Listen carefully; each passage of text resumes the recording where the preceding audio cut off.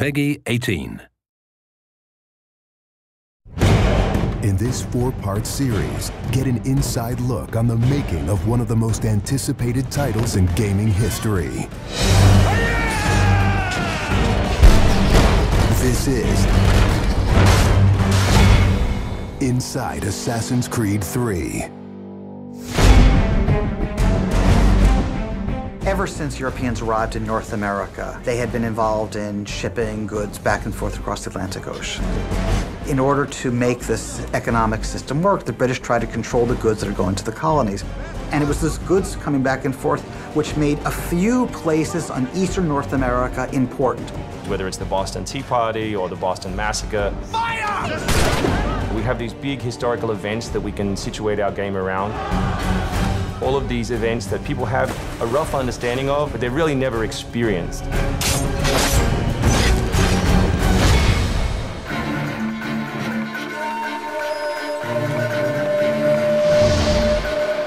We had to go back and get our historian to find us accurate maps from the era of what Boston and New York looked like.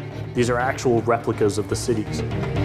If you're familiar with those cities, you should have that sort of eerie feeling of finding familiar sights. We really wanted to push the animations and just make it look like it's a real living world. As you walk through the crowd, you'll also see animals in the streets. They would have a pig, they just clip his ear in a certain way, and they'd let him go in the street. And then he'd eat garbage, and then when it was time to eat the pig, you'd go and find your pig, and you'd slaughter it and eat your pig. We've got a lot of new ingredients that just bring a new, fresh feeling to the gameplay inside of the cities.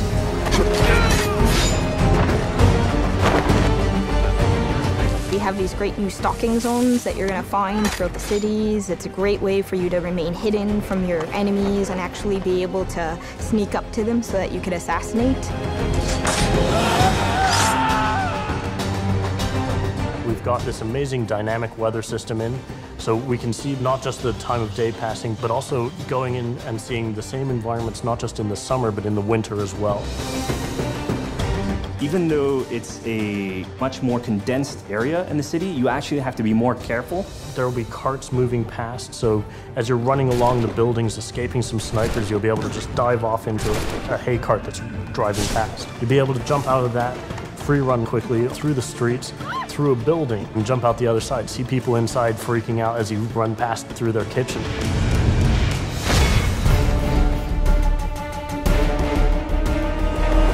Living on the frontier was extremely difficult. Not only did you have harsh winters, cold, freezing temperatures, in the summer you had heat, humidity, so it was a gamble every year that you were out on the frontier whether you're going to make it or not.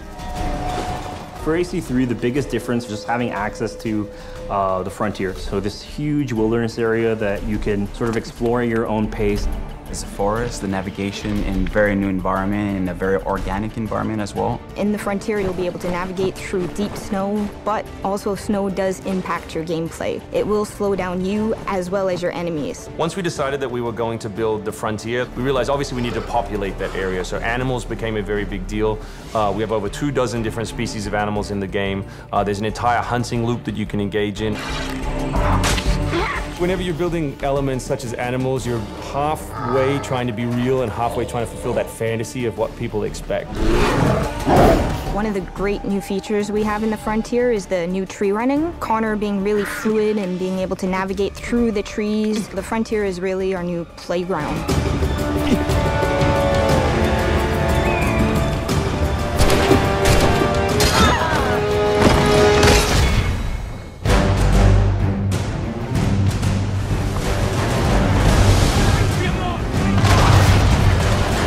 This war at sea was truly a global war and involved not only the British, but the French and the Spanish and the Dutch. Naval engagement of that period was all about closing the distance. Boarding is the end game. You've got to be able to close with the enemy, get alongside, then get on board to steal his ship. You want to take that ship intact if you can, because that's where you get your prize. The prize is whatever is on that ship that you want. Naval warfare was absolutely decisive to success in the American Revolution. Commerce comes by sea, at the same time invaders come by sea. You control the sea and you control the conflict. It's a huge part of the historical period. The Revolution is won pretty much at Yorktown by a blockade of ships. You know, we can't ignore this part of the history. This is critical. This is something that we have to do. We started a whole team up just to specifically focus on the naval experience.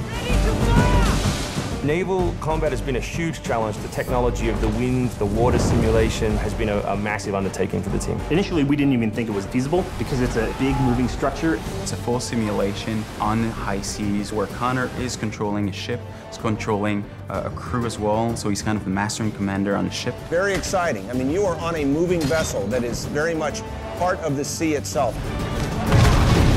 This is something that we wanted to engage in and build for the game. That was a huge challenge that we set ourselves and actually turned out pretty good.